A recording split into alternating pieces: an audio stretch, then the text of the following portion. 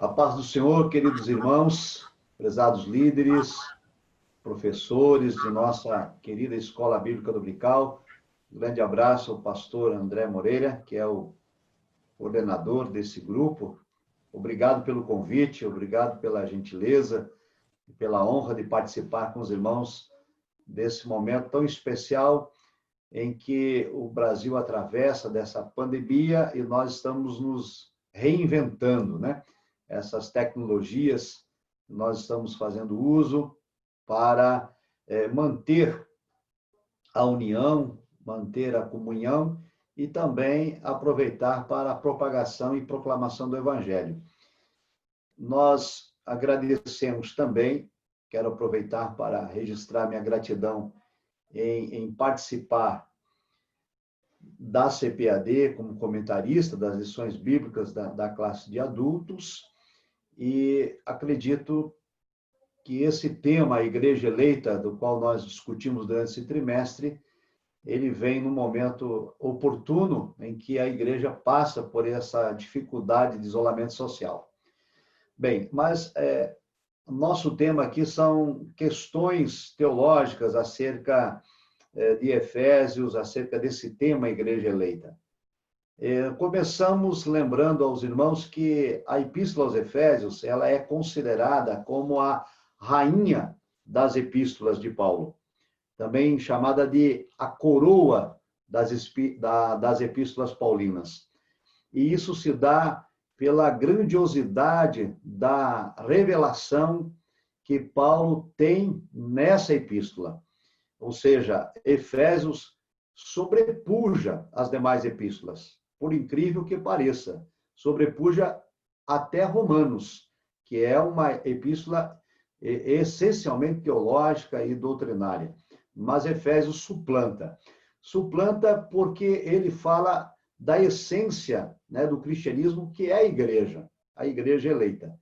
Algumas questões teológicas giram em torno dessa maravilhosa epístola, que é considerada uma das epístolas da prisão. O primeiro debate teológico que envolve a epístola aos Efésios é propriamente a autoria do apóstolo Paulo, porque notadamente a epístola deixa claro que o autor está preso. Temos pelo menos 2 textos em Efésios que Paulo se apresenta claramente como sendo prisioneiro. Porém, a discussão diz respeito a um detalhe. Paulo esteve em Éfeso e foi o lugar onde ele permaneceu o maior período de tempo, cerca de 2 anos em Éfeso. E na epístola aos Efésios ele não cita ninguém, ele não envia saudação para ninguém, ele não manda lembranças para ninguém, não faz referência a ninguém. E esse debate, então, ele teve início lá no século XVIII.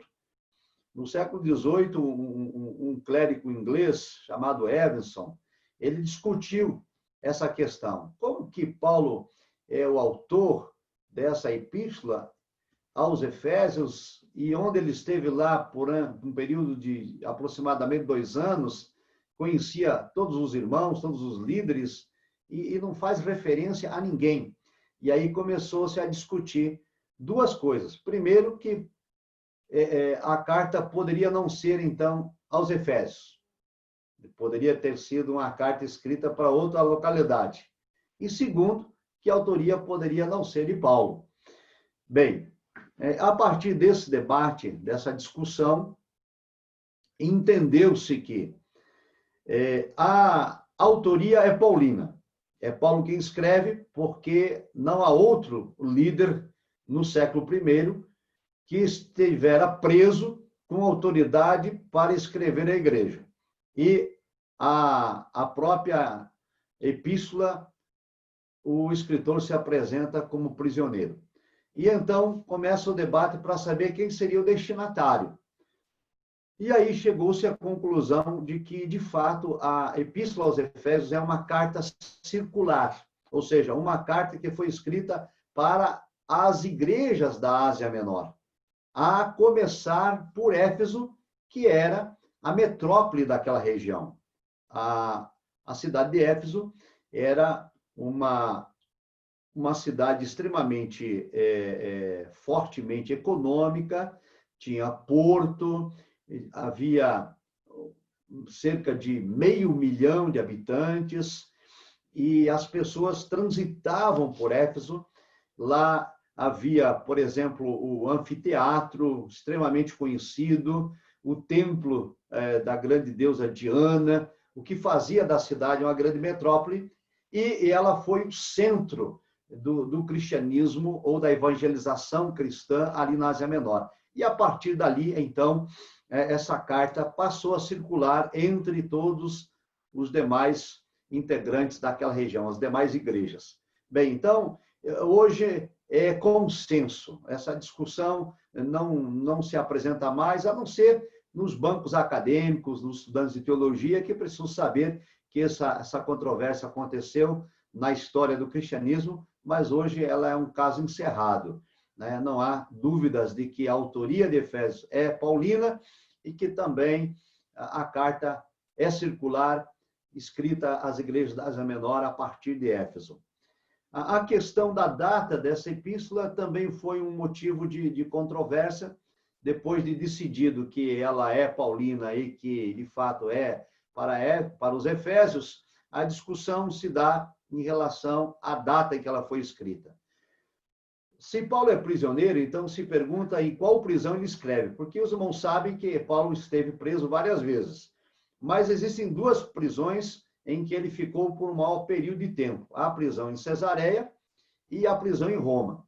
Em ambas as prisões ele ficou 2 anos, em Cesareia 2 anos, em Roma 2 anos. Então, a tese é de que teria escrito ou na Cesareia ou em Roma. Agora, em Cesareia, Paulo está, de fato, preso. Ele está recolhido à prisão, ele está com cerceamento de liberdade e ele não tem, em Cesareia, todo esse espaço que teve em Roma. Porque em Roma, embora esteja preso, ele está preso numa casa alugada. Então, ele tem uma certa liberdade. Tem lá um soldado da guarda pretoriana, junto com Paulo, e os historiadores confabulam o seguinte: em Cesareia, Paulo está preso, está acorrentado, está, de fato, com as cadeias, tanto que ele usa essa expressão quando ele fala com as autoridades que visitam Cesareia, né, como os reis que lá visitam o governador e conversam com Paulo. E em Roma ele está livre, ele está preso, mas tem liberdade. O guarda, o soldado pretoriano, está ali para dar a segurança a Paulo e impedir de fuga, mas ele tem liberdade, inclusive de receber amigos, de receber os irmãos e etc. Então, o consenso é de que a escrita, de fato, foi em Roma, por volta do ano 61, 62 depois de Cristo. Paulo realizou a terceira viagem missionária em Éfeso e ele ficou lá cerca de 2 anos, como dito, e depois, então, ele chega em Jerusalém, é preso, vai para Cesareia, fica 2 anos, de lá ele apela para César e fica 2 anos em Roma, de onde escreve não somente Efésios, mas as chamadas cartas da prisão, Efésios, Filipenses, Colossenses e Filemão. Discute-se também por que não se classifica, né, as epístolas paulinas de epístolas do cárcere, o espírito da prisão, incluindo Timóteo, por exemplo. Mas Timóteo vai entrar numa outra categoria chamada epístola pastoral, quando Paulo escreve numa segunda prisão em Roma. Essa primeira prisão aconteceu por volta do ano, entre os anos 60 a 62. Paulo é solto e ele sai fazer obra missionária na Espanha e outros lugares, mas é preso 2 anos depois, novamente, em 64, e decapitado em 67, segundo a história eclesiástica de Eusébio de Cesareia. Bem, então esse é um contexto introdutório, né, que envolve essa epístola aos Efésios.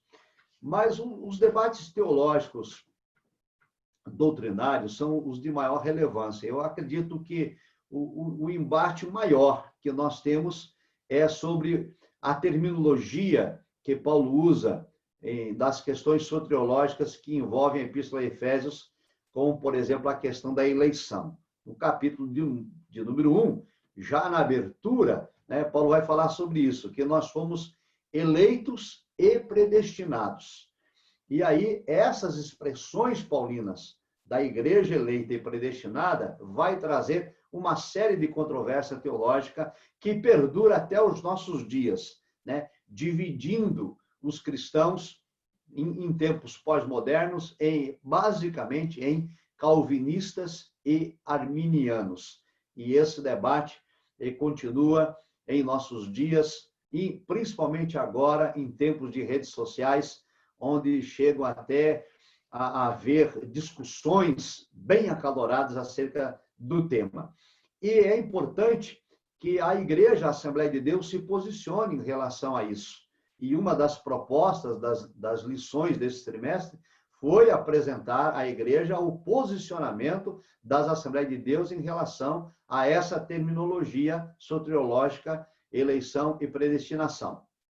Bem, quanto a isso, então, o posicionamento da declaração de fé das Assembleias de Deus, que foi aprovada em plenário em 2018, nós tivemos, aliás, 2017, a declaração de fé foi aprovada em plenário na Assembleia Geral Ordinária da CGADB em São Paulo.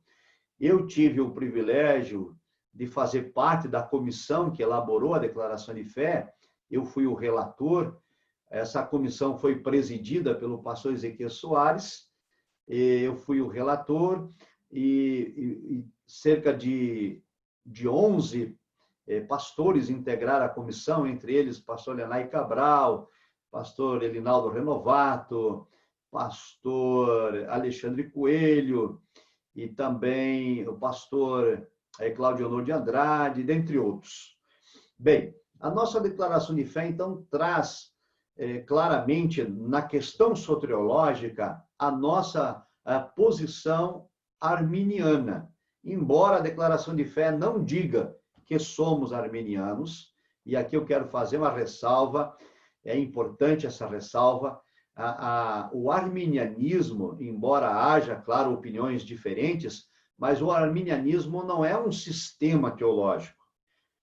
O arminianismo não trata de todas as temáticas teológicas, bíblicas e doutrinárias. O arminianismo, ele se concentra basicamente na questão soteriológica.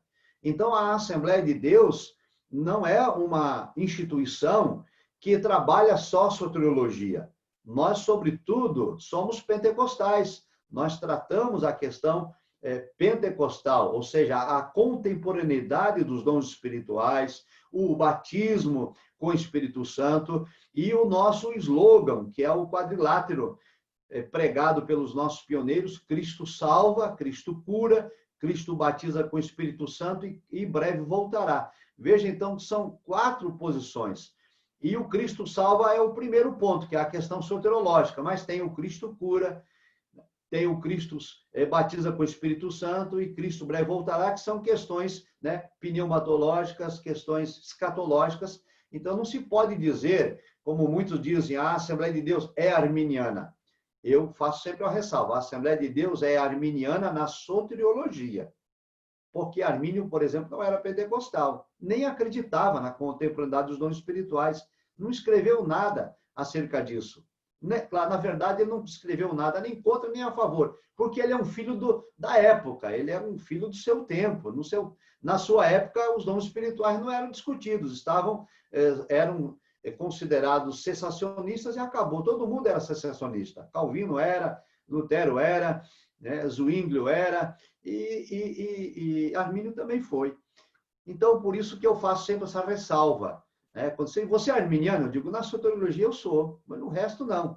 Por exemplo, Armínio era a favor do batismo infantil, e a Assembleia de Deus é totalmente contrária. Bem, mas feito essa ressalva, então, o entendimento da nossa declaração de fé, dos periódicos publicados pela CPAD, como, por exemplo, o Comentário Bíblico Pentecostal, que é editado por Errington e por Strondon.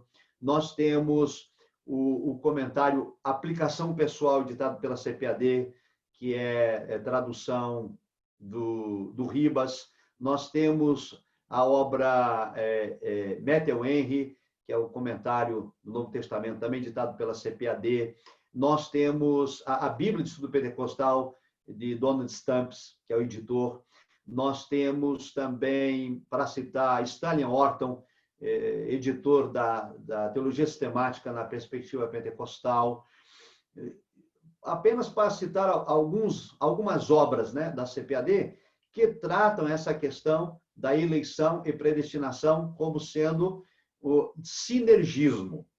Então, esse é o primeiro debate teológico que a gente acaba enfrentando. Sinergismo e monergismo. O sinergismo ensina que na salvação, na eleição, há participação divina e participação humana. E é chamado de sinergismo evangélico, porque o sinergismo, por si só, é um sinergismo conceitualmente em que há participação simultânea, com o mesmo percentual. Então, do mesmo jeito que Deus participa, também o homem participa. Isso é o sinergismo comum. Mas o sinergismo usado na Assembleia de Deus é o sinergismo evangélico. O que diz o sinergismo evangélico? Que há uma participação efetiva, enorme, né, de Deus e uma participação mínima do homem. Qual que é a participação mínima do homem? É aceitar ou recusar o convite divino. Né? A iniciativa da salvação é sempre de Deus, Deus sempre dá o primeiro passo e o homem corresponde a esse chamado divino ou não.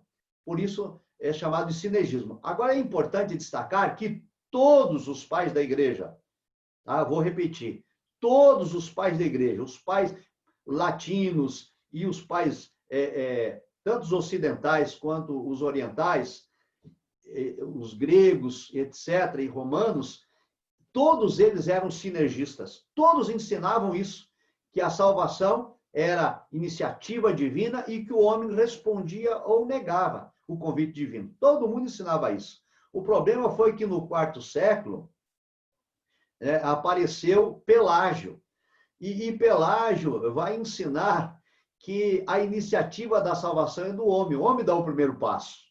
E aí começou um embate teológico e Agostinho de Hipona vai comprar essa briga e ele vai ir para o outro extremo. Pelágio diz que, né, o homem tem participação total na salvação e agora Agostinho de Hipona vai dizer que o homem não tem participação nenhuma. E aí nós entramos numa controvérsia teológica e a partir de Agostinho de Hipona, no quarto século, então, vários outros teólogos abraçaram essa ideia e passou para a Idade Média, até a Reforma Protestante, permanece essa ideia chamada de monergismo. O monergismo ensina, então, que o homem não tem participação alguma no processo de salvação, e aí, meus amados irmãos, começa o embate teológico em questão a eleição. Porque se eu for sinergista, né, como os pais da igreja foram, e como depois, mais tarde, Armínio restaura, né, no período da Reforma Protestante, esse conceito sinergista, então o conceito sinergista, a eleição é o seguinte: Deus elege, sim, mas Deus elege pela sua presciência. Ou seja, a presciência divina antecipadamente tem conhecimento de todos quantos vão aceitar o chamado divino e vão perseverar nesse propósito. E então, Deus elege estes que, pela sua presciência, ele toma conhecimento antecipadamente, que vão crer, vão aceitar e vão perseverar. Já a eleição no monergismo, onde Deus escolhe de modo arbitrário uns para ser salvo e outros para não serem salvos, aí é chamado de eleição incondicional, né? Deus elege de modo incondicional. Já a nossa posição é eleição condicional. Por que eleição condicional? Porque é isso que Paulo diz em Efésios. Paulo diz que Deus nos elegeu em Cristo. Então, a eleição ela é cristocêntrica. E ele também ensina que essa eleição em Cristo se dá por meio da fé e por meio do arrependimento. Está bem claro isso em Efésios, capítulo 2, verso 8 e 9, né? Por meio da graça sois salvos, por meio da fé. Não vem de vós, é dom de Deus. Então, existem condicionantes para a salvação. Ela precisa ser em Cristo e precisa ter, no mínimo, a fé. Então, nossa posição é essa, eleição condicional. A eleição depende, então, da minha resposta, né, ao chamado divino. E, a partir daí, há um debate ainda maior, que é o debate da predestinação. Porque o texto paulino diz que fomos predestinados para filhos por adoção. Bem, e há uma confusão muito grande nesses dois termos, eleição e predestinação. A maior parte dos intérpretes arminianos vai considerar que eleição e predestinação não são sinônimos. Mas há outros que pensam que sim. Por exemplo, Roger Olson, que é muito conhecido entre os teólogos brasileiros, porque ele tem muitas obras editadas em português, como a história do cristianismo, por exemplo, e entre outros, que Roger Olson escreveu, contra o calvinismo, etc. Para Roger Olson, eleição e predestinação é a mesma coisa.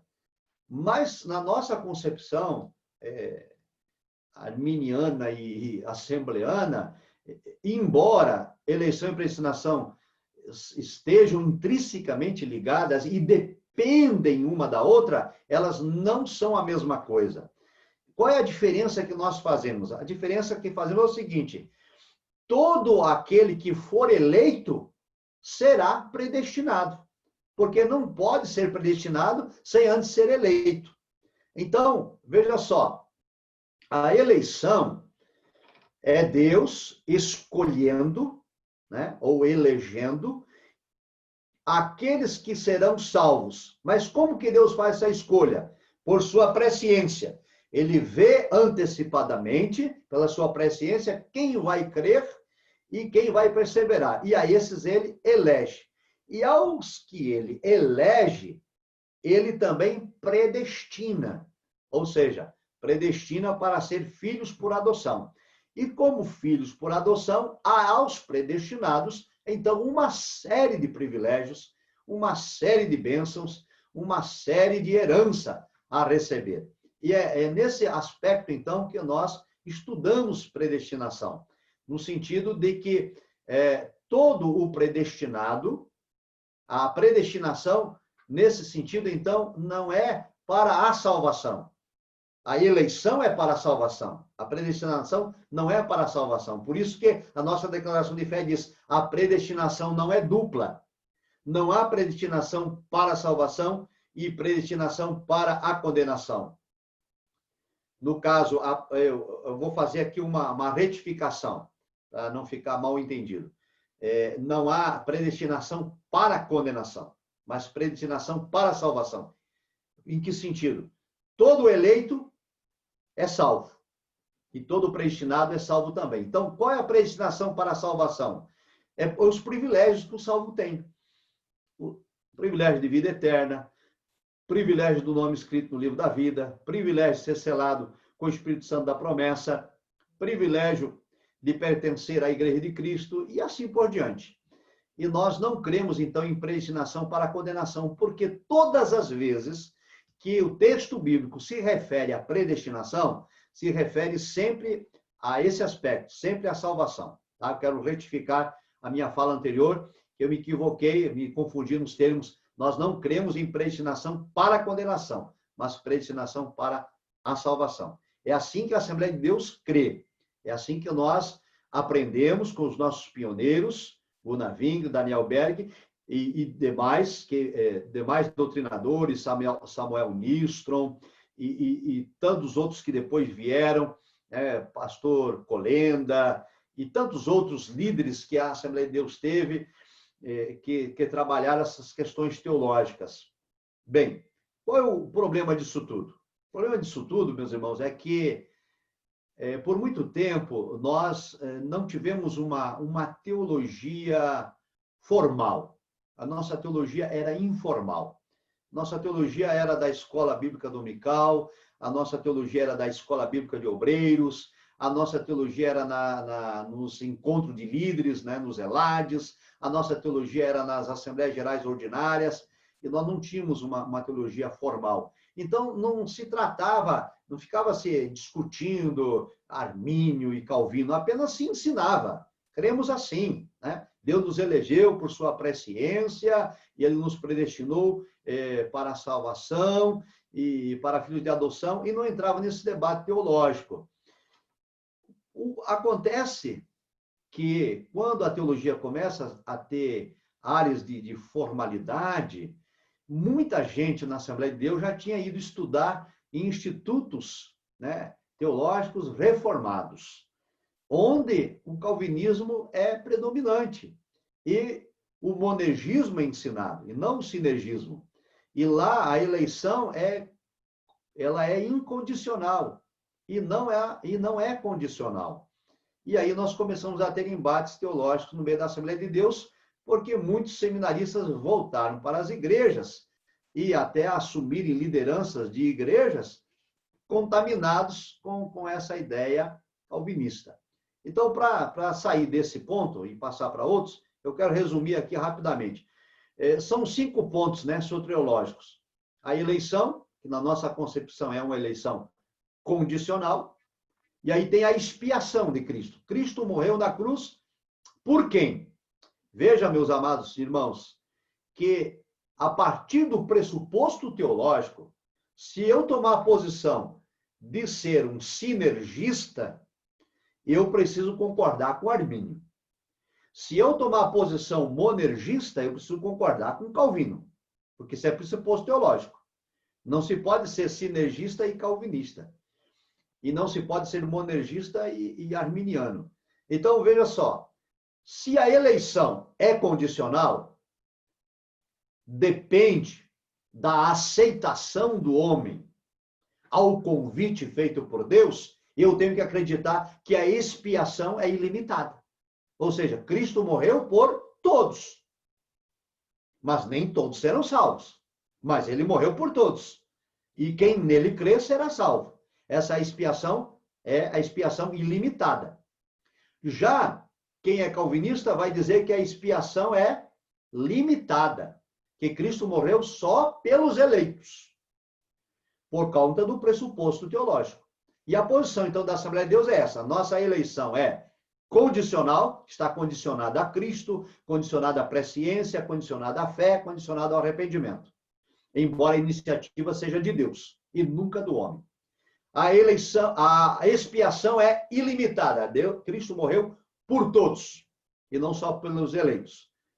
E também a soteriologia vai dizer que, nesse caso, né, a questão debatida sobre a graça. A graça é resistível ou ela é irresistível? Quando eu digo que a eleição é incondicional, que Deus elege como ele bem entender, salvação, tá? Estamos falando de salvação. Não estamos falando de chamada ministerial, não estamos falando de vocação para a obra, estamos falando de salvação. Se alguém afirma que a eleição é incondicional, que Deus elege salvar quem ele quer, então eu tenho que ensinar que a graça é irresistível. Ninguém pode resistir à graça. Se Deus vai eleger, a pessoa quer queira, quer não, vai ser salva.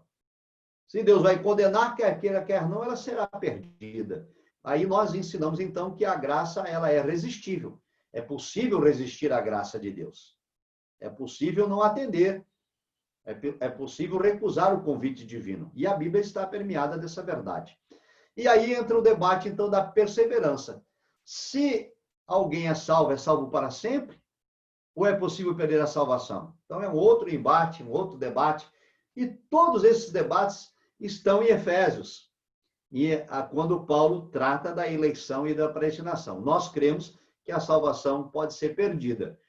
Então, é por isso que se chama a nossa soteriologia de arminiana, porque os nossos 5 pontos soteriológicos são concordes com o pensamento de Armínio. Porém, o pensamento de Armínio não é dele próprio. Ele apenas restaurou o pensamento dos pais da igreja.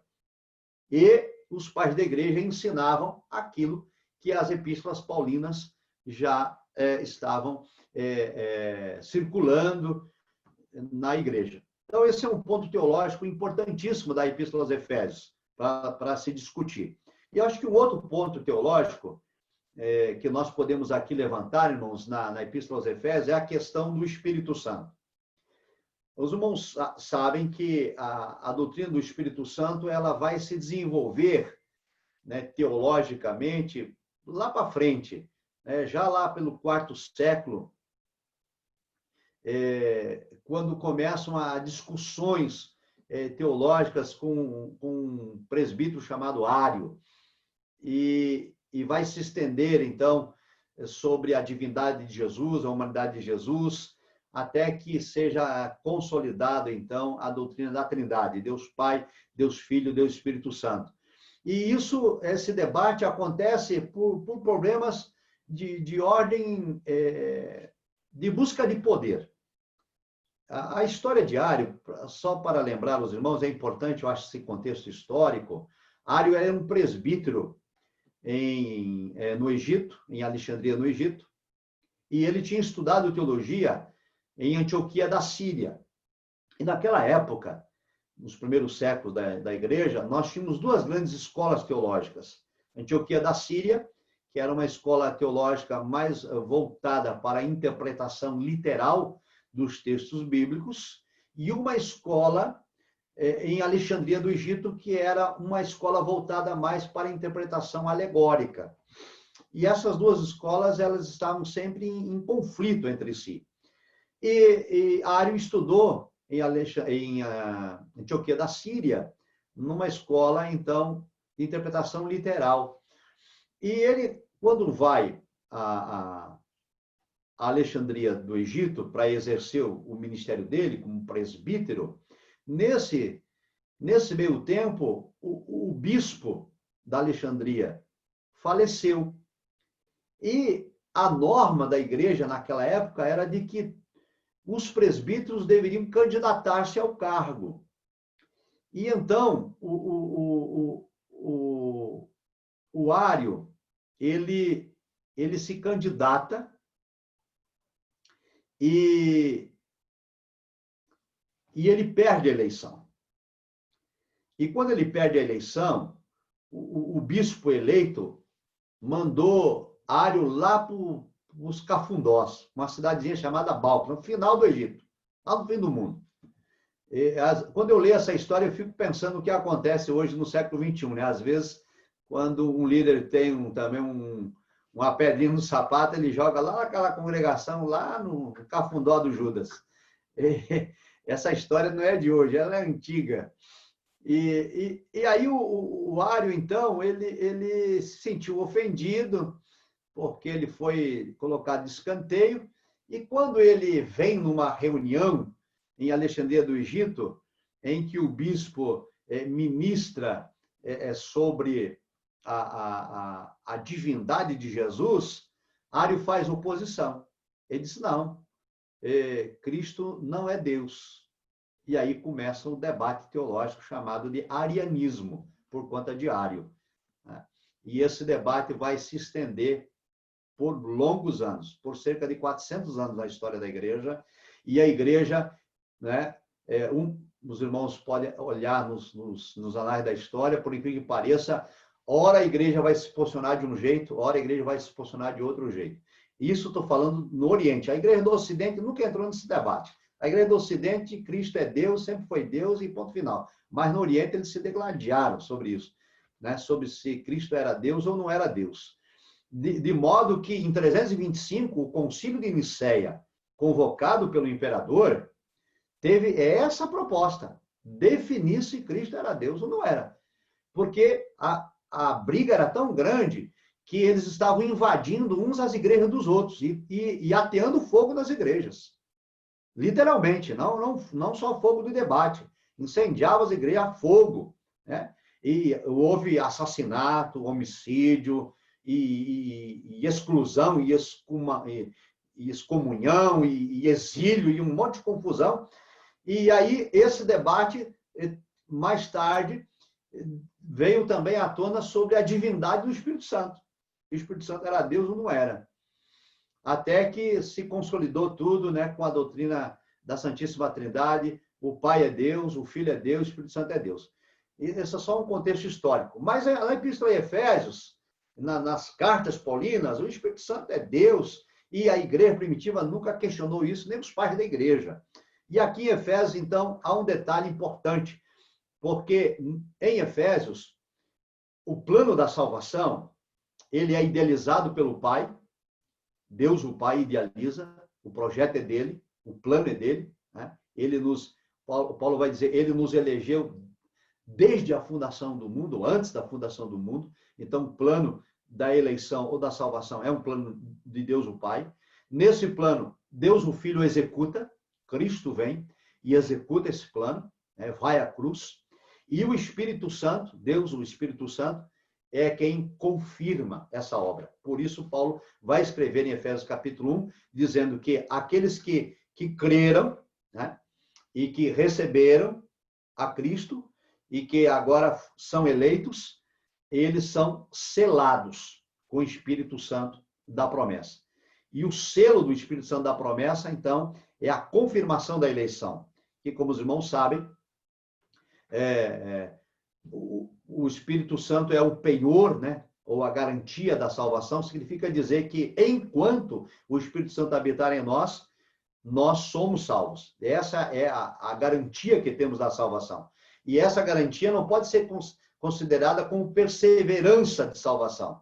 Essa garantia quer dizer que, enquanto o Espírito Santo de Deus habitar em nós, somos salvos. Mas a partir do momento que, por alguma razão, o Espírito Santo se afastar, a salvação se perde também. E aí esse debatezinho que surgiu na Assembleia de Deus por muito tempo, eu não sei se os irmãos lembram, mas na minha adolescência nós cantávamos, eu sou do interior do Rio Grande do Sul, natural, numa cidade chamada Ijuí, eu sou gaúcho de terra, e eu vim para Brasília há 20 anos passados, eu sou militar do Exército, sou oficial do Exército Brasileiro, hoje na reserva remunerada, e eu servia no Rio Grande do Sul, eu sou da Arma de Comunicações, e eu vim transferido para Brasília, por força do Exército Brasileiro. E aqui, então, Deus me chamou para o ministério, eu terminei minha carreira militar e estou na presidência da igreja aqui, de um dos ministérios, dos tantos ministérios que temos aqui no Distrito Federal.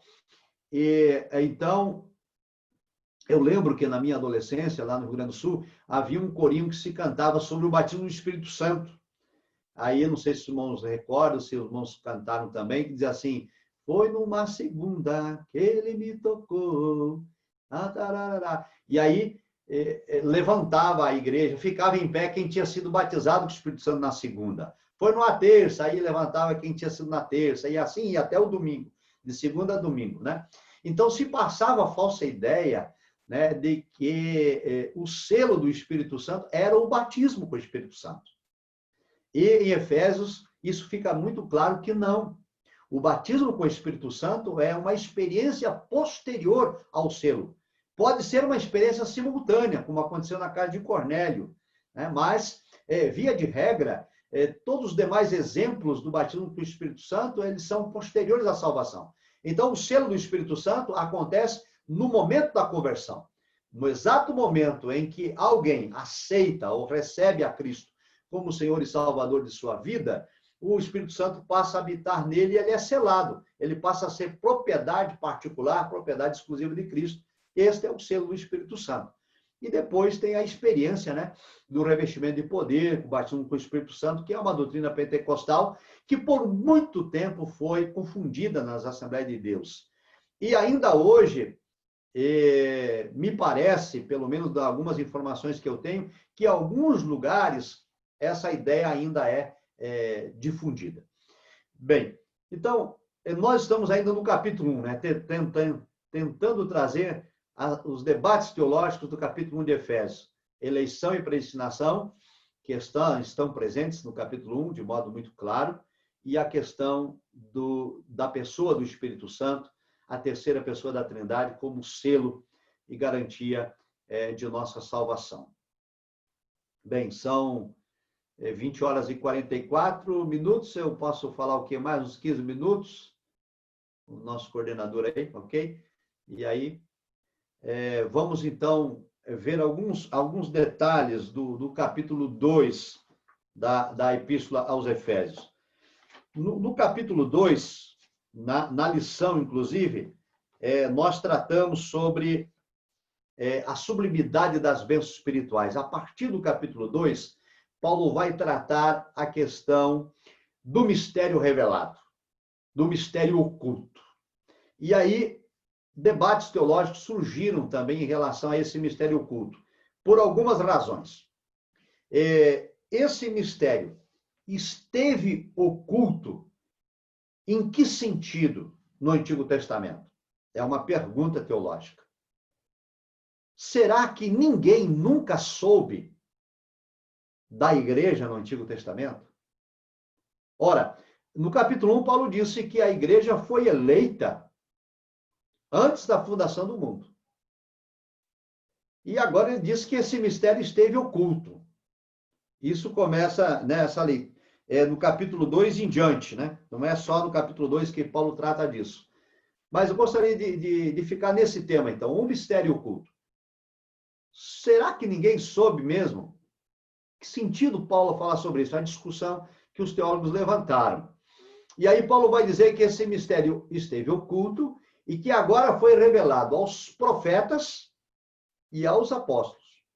Na verdade, a ordem que Paulo escreve foi revelado aos santos apóstolos e aos profetas. E aí um debate teológico surgiu. Quem são esses profetas? São os profetas do Antigo Testamento? Se são os profetas do Antigo Testamento, como que o mistério esteve oculto, então? E aí, a discussão que se levanta é de que os pais da igreja, todos os pais da igreja ensinaram que os profetas eram do Antigo Testamento. E aí começa uma discussão muito grande, porque o entendimento hoje não é esse. Nós discordamos dos pais da igreja nesse ponto. Concordamos com os pais da igreja no sinergismo e discordamos dos pais da igreja no que diz respeito aos profetas do Antigo Testamento. Então, qual é o entendimento que se tem hoje de todos esses periódicos que eu já citei aqui para os irmãos, né? Os grandes nomes da teologia pentecostal, Stanley Horton, Donald Stamps, Errington, Strond e tantos outros que nós podemos citar aqui. A concepção é o seguinte: Paulo usa uma expressão, um advérbio. Ele diz assim: não foi conhecido como agora. E aí começa, então, a interpretação. E isso não foi conhecido antes como é conhecido agora. Quer dizer que houve um resquício de conhecimento lá no Antigo Testamento, mas não claramente como agora. E aí citam-se vários exemplos. Muitos profetas do Antigo Testamento falando sobre a igreja, mas não dizendo necessariamente como que isso seria, como iria acontecer. Porque, para Paulo, o mistério, e aqui, irmãos, é preciso, porque é um debate teológico, é preciso a gente discutir isso. Para Paulo, o mistério não é a igreja propriamente, mas como a igreja é formada. Esse é o mistério. A igreja é formada de inimigos, de etnias que eram extremamente antagônicas. A igreja é formada por judeus e gentios. E esse é o mistério oculto. A igreja que estava profetizada, formada por povos que eram antagônicos entre si. Nenhum profeta do Antigo Testamento quando falou, por exemplo, que os gentios seriam também abençoados, por exemplo, em Abraão, Deus disse, olha, Abraão, em ti serão benditas todas as famílias da terra. Ali Deus já estava falando que os gentios seriam também incluídos na promessa feita a Abraão. E os demais profetas também, quando falaram, né, sobre os gentios, disseram sobre isso, né, que Deus seria conhecido pelos gentios, etc. Mas ninguém do Antigo Testamento jamais pensou e imaginou que Deus iria juntar judeus e gentios e fazer um povo só. E esse é um mistério que Paulo revela em Efésios. Esse mistério ninguém do Antigo Testamento jamais sonhou, jamais pensou, jamais imaginou. Até mesmo os apóstolos do Novo Testamento não conseguiram de início entender isso. Por exemplo, lembra de Pedro, quando ele está lá em Jope, hospedado na casa do pescador, e ele sente fome, e ele vai ao cenáculo, no andar superior, e tem uma visão de um lençol que tem vários animais, e répteis, e quadrúpedes, etc. E uma voz que diz, Pedro, levanta, mata e come. Ele disse, não, Senhor, jamais, eu nunca coloquei nada impuro nos meus lábios. E Pedro não estava entendendo a visão. A visão se repete por 3 vezes, até que Deus diz a ele, ó, tem uns homens que vieram te chamar, você vai com eles, não pergunta nada, você vai entrar na casa de um gentil, né, do centurião Cornélio, vai ministrar a palavra e você vai entender que para Deus não existe acepção. E aí, quando Pedro ministra a palavra, ele fica surpreendido quando aqueles homens recebem a mensagem do Evangelho, aceitam o convite da salvação e são batizados com o Espírito Santo. E aí, no discurso lá, na reunião, no primeiro concílio, né, o ecumênico da igreja, o concílio de Jerusalém, que está registrado em Atos capítulo 15, que se deu no ano 49, aproximadamente, depois de Cristo, veja que o Senhor Jesus ressurgiu, né, no ano 33 da era cristã. E o primeiro concílio, ele se dá em 49, depois de Cristo. Então, se passaram mais de uma década até que a ficha da igreja vai cair, de que os gentios fazem parte. Porque a mensagem do Evangelho chega lá em Antioquia da Síria, na casa de Cornélio, logo no começo. Mas o concílio que vai aceitar oficialmente os gentios é 10 anos, mais de 10 anos depois, de 39 a 49, ou mais de 15 anos. Mas aí Pedro, ele entende agora que Deus não faz acepção de pessoas. Esse é o mistério que Paulo revela aqui. Bem, aí entende-se, então, que a revelação do mistério oculto é, sim, aos profetas do Novo Testamento. Que os do Antigo Testamento não tiveram essa revelação. E que o mistério oculto era a união de judeus e gentios formando a igreja. E que os apóstolos, efetivamente, são os apóstolos do Novo Testamento, até porque no Antigo Testamento não tinha apóstolo. E um outro detalhe aqui é o fundamento da igreja. Né? Essa discussão que Paulo vai dizer que a igreja, o fundamento da igreja são os apóstolos e os profetas. E aí a discussão, vem cá, mas o fundamento não é Cristo? E como que agora Paulo diz que são os apóstolos o fundamento? O importante aqui, irmãos, é entender que a linguagem que Paulo utiliza aqui em Efésios é diferente das linguagens que ele usa em outras epístolas. E aqui nessa linguagem, ele está comparando a igreja com o edifício, e o edifício Paulo coloca como a base principal, Cristo. Como todos nós sabemos, a pedra de esquina, a pedra angular, a pedra principal é Cristo. E em Cristo, a igreja é edificada.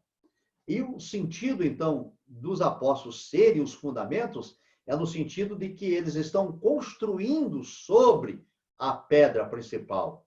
Então, o fundamento aqui, na verdade, não são os apóstolos, não é o título de apóstolo, não é a função de apóstolo, nem o ofício de apóstolo. O fundamento é a doutrina dos apóstolos. E isso é importante na discussão teológica. É claro que nós não podemos desassociar, né, um apóstolo da sua função. Um apóstolo era, na igreja primitiva, o proclamador, responsável pelo ensino da doutrina. Tanto quando a discussão lá sobre o problema das viúvas, os apóstolos não quiseram se envolver nesse debate. Eles disseram, vamos escolher alguns homens cheios de fé para cuidar desse negócio e nós vamos continuar naquilo que nós somos chamados. No ministério da palavra, que era o ensino, a doutrina e a oração. Então, o fundamento da igreja de Cristo é a doutrina dos apóstolos e o testemunho dos profetas. Porém, houve muita discussão teológica, né, sobre esse tema, até que se chegasse a esse entendimento, de que é a doutrina dos apóstolos, que Paulo se refere como o fundamento da igreja. Ou seja, a igreja está de pé, ela se fundamenta na doutrina dos apóstolos. Agora, essa doutrina dos apóstolos veio de quem? Veio de Cristo.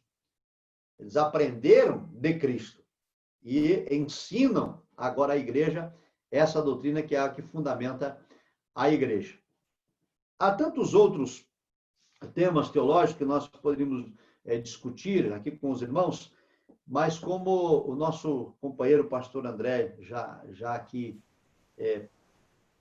comentou, nós estamos aqui em Brasília, no Distrito Federal, liderando um ministério já há alguns anos e estamos com uma gama de trabalho, por incrível que pareça, em isolamento social, o nosso trabalho aumentou, porque temos que agora decidir tudo com reuniões online, com live, com celular, com Skype, com Zoom, com etc. E temos várias atividades acontecendo ao mesmo tempo e estamos cooperando também com alguns seminários teológicos das Assembleias de Deus na produção de material, principalmente na área da teologia sistemática, que é uma das minhas especialidades.